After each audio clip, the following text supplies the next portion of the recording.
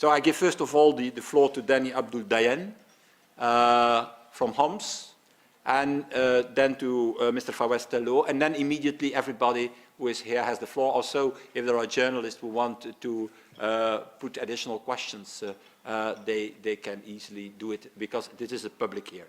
Please. Right. First of all, thank you all for being here in this meeting. What's going on in Syria is the Assad forces, the mercenaries, are just randomly bombarding any single area that's uprising in Homs or in all Syria. After the UN decision that abandoned the Syrian people, the Assad forces for the first time started using rocket launchers and tanks, and they started hitting us with helicopters. More than 500 between rockets and mortar bombs and tank shells and flechette bombs and anything that can blow up, they've been hitting us with. There's not one house that hasn't been hit in Homs. All of the people that are being hit by the bombing are civilians, women, children that are still out in their houses. No one can walk safely in the streets. He has snipers all over Homs, all over on the high buildings. They shoot anyone that goes past. It depends on the mood of the sniper. If he's in a good mood, he wouldn't shoot anybody. If he's in a bad mood, he would shoot a kid, a woman, anyone who passes the street. Every single day we have to pick up body parts, put them in sheets and bury them. We have to pick up dead children from the street. That's if we can pick them up from the street. That's not if the sniper tries to shoot us for trying to pick up the bodies from the street. We still have bodies underneath the destruction. These numbers, 7,000 or 8,000 or 9,000 dead in Syria, this is not a number. We have double it, or more than double that number dead in Syria. We have loads of people missing, people being kidnapped, women being raped. We have Iranians.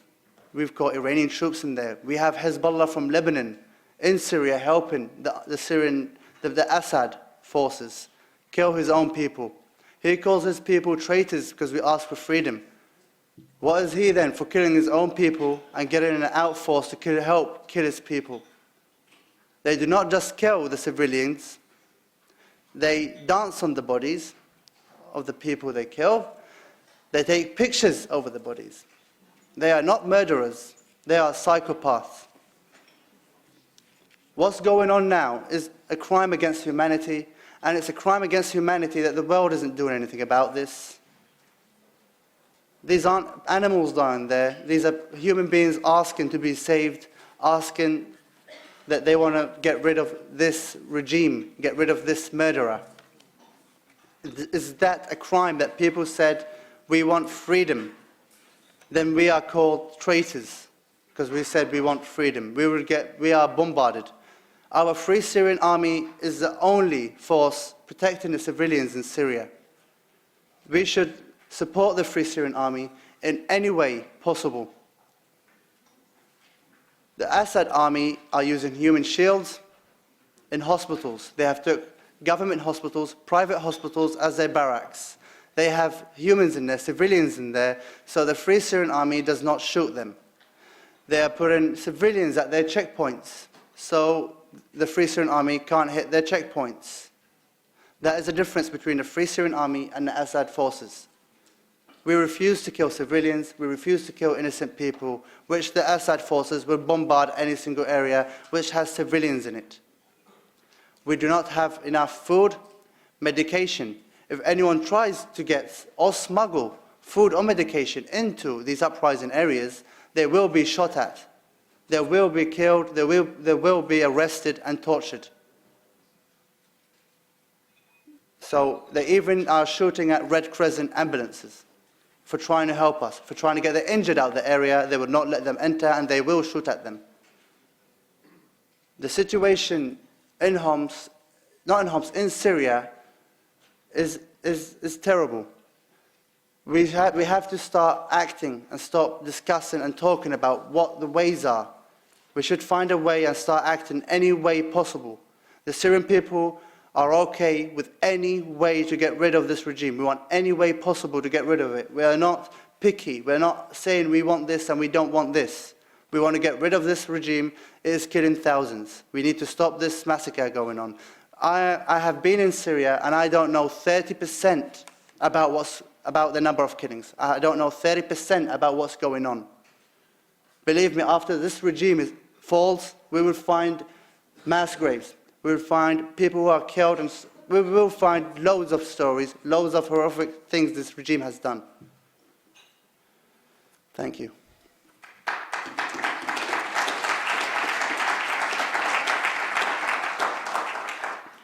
Mr. Telloo, Several years ago, I believed that this eruption in Syria was imminent. I expected a bloody eruption with classist or a sectarian character. Unfortunately, I was wrong. The Syrian people surprised everyone with a pure and peaceful revolution inspired by the revolutions of the Arab Spring in Tunisia, Egypt, Libya, and Yemen. I had the honor of being present in the first day of the Syrian revolution at some of the protests at the Libyan embassy and the Ministry of Interior. However, on the 18th of March 2011, the revolution erupted in Daraa and some other cities, spreading to most places in Syria today. The world was shocked because no one expected that this police state can be defeated, especially that this regime was able to seize control over all aspects of the government, including all the sectors of the military and security, in about half a century. Unsurprisingly, the regime used the only language it understands, the language of violence and oppression. However, this time, and surprisingly enough, the regime's actions had a reverse effect. The suppression, imprisonment, torture, and killing increased people's anger instead of their fear. Consequently, the wall of fear in people's heart that the regime was building for the last half-century was gradually brought down. The situation that the regime found itself, it was that the people were going to protest, whether the regime was killing them or not. Therefore, the regime's downfall was inevitable from the first weeks of the revolution. Unfortunately, the international community failed to realize this in the beginning. I personally left Syria less than 3 weeks ago, almost 11 months from the start of the revolution. The Syrians chanted for freedom and dignity from the first day of the revolution till now. No one chanted for an Islamic government or state then, nor are they seeking one now. Since those early days, the Syrians only gradually joined the revolution. This gradual increase was not a matter of conviction, but rather a fear of paying the great cost of change.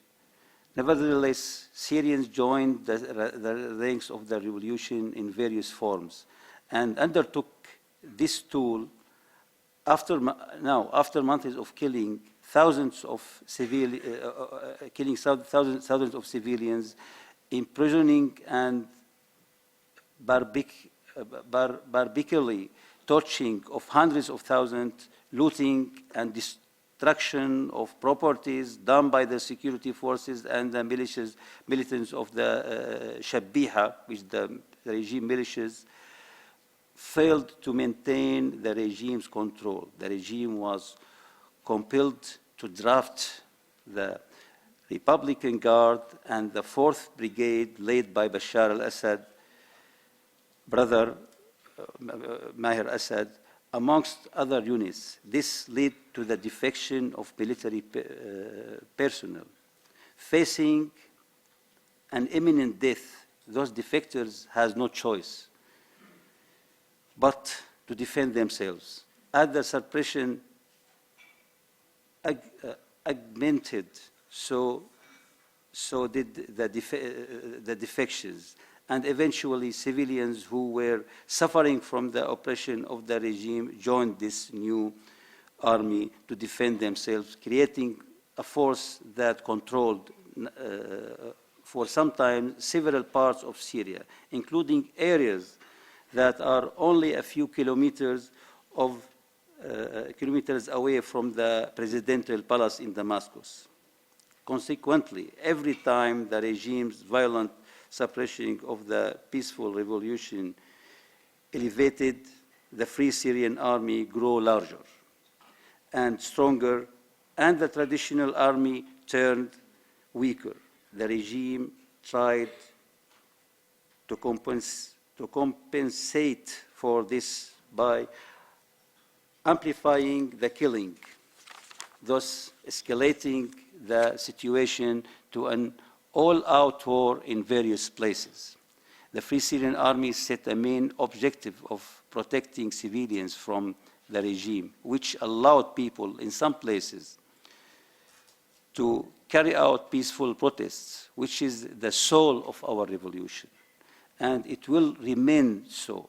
When the revolution started, there were less than 10 protest points on a given day. The number is now, last Friday, about 650 protests, different protests on a given day. The peaceful protests are the soul of the revolution and one of its main objectives, and therefore the Free Syrian Army objective remain at the protection of those protesters. The Syrian regime has used issue of sectarianism in the worst form since the beginning of the revolution by spreading new rumors to spread fears amongst minorities, especially the Alawites. The regime has presented itself for decades as the only insurance for their future in the face of the Sunni Arab and Kurdish majority. This premise is contrary to the recent and ancient history of Syria, which has been home to Christians, Alawites, Ismailis, and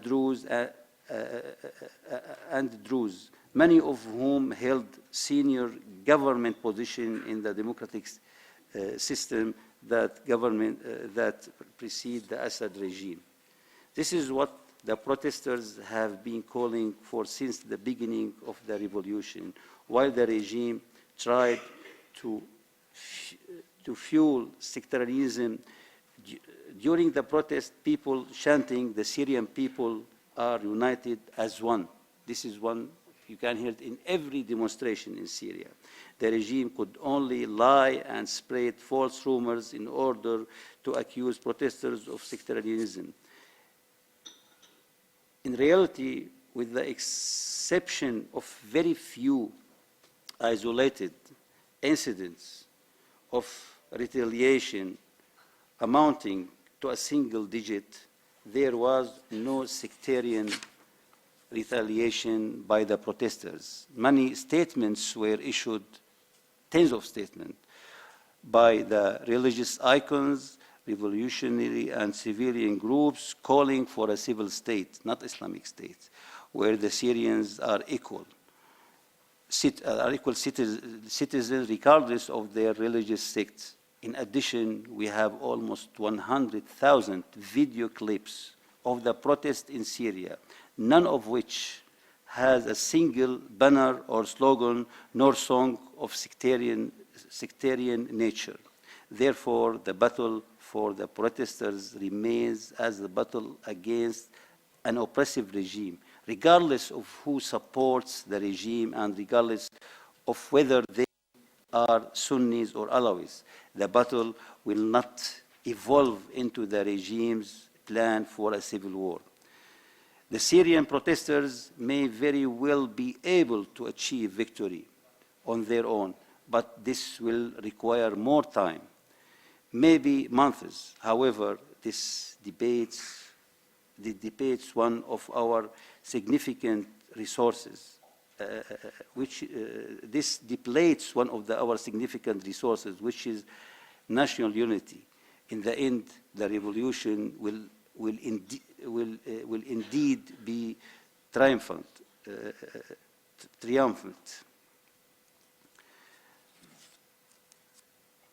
The sparks of this outburst in Syria will likely ignite sectarian wars in the region around us, initially in Lebanon and later in Iraq, since the severity of the Sunni-Shi'i divergence is escalating. Therefore, providing aid to reduce the length of the conflict became an independent objective because the revolution will inevitably triumph. Anyway, I will not complete with this paper. I will say 2-3 main ideas about why this revolution has started. The people of Syria want to get rid of 2 things. The monopoly of this family, not the Alawis, the family among all the aspects of our life, using all the resources, using the Ba'ath party, using the Alawis, using all the minorities, using the militias, using everything. And the people of Syria want to get rid of the security state which control all the aspect of our life. All the reforms Bashar Assad was saying is just avoiding these 2 things, these 2 main things. With the security state, we will not be able to have any kind of free election. We will not be able to express our opinion. And now the people is being killed only because they are expressing their opinion. I want to tell you some figures, and I'm not exaggerating. Danny mentioned maybe to 15 or 20,000 people have been killed. I think this is true.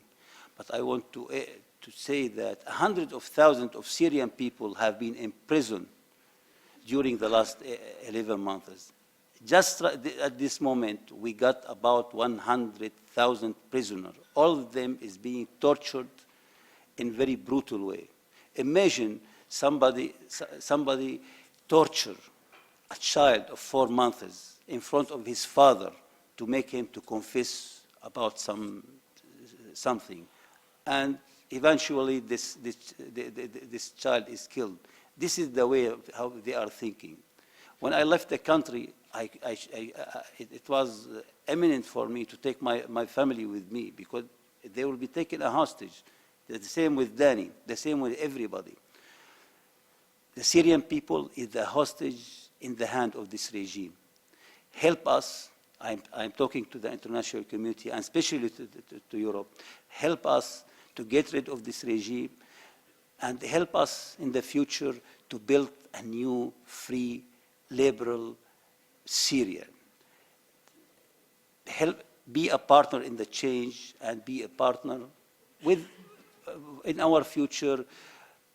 It's better than left the Syrian people killed like this and left the fanatic by the time maybe will they seize or take over or take control of the mind of the people. Helping this free Syrian army, which will be the only and the main guarantee for will be the main guarantee for forbidding Syria of falling in chaos after the falling of the regime, which is for sure it will be within this year. I am not dreaming. I am telling the facts. Let's shorten in the time, shorten the suffering, and in this case, we will avoid Syria and the region more bad consequences by this thug regime, which is ready to destroy everything before it's leaving. So let's get rid of this regime with any means, including, like Danny is saying, buffer zones, arming our Free Syrian Army, no-fly zones in some places, all the aids and support, and stop recognizing this regime as a legitimate regime. I think this is what Europe can do, and let's have the Libyan example. We know that a lot of people have been killed, but we know, everybody knows, that those people have been killed by Gaddafi. They are not killed by other sides. Everybody having the Libyan example like a bad example. It's not a matter of black and white. It's a matter of bad and worse. If Gaddafi was left to do what he was to do, we will have another Srebrenica in Benghazi. And now we are facing Srebrenica in Homs. Yes, Srebrenica is Homs. After a few weeks, the people will not be able to defend themselves, and we will have another Srebrenica.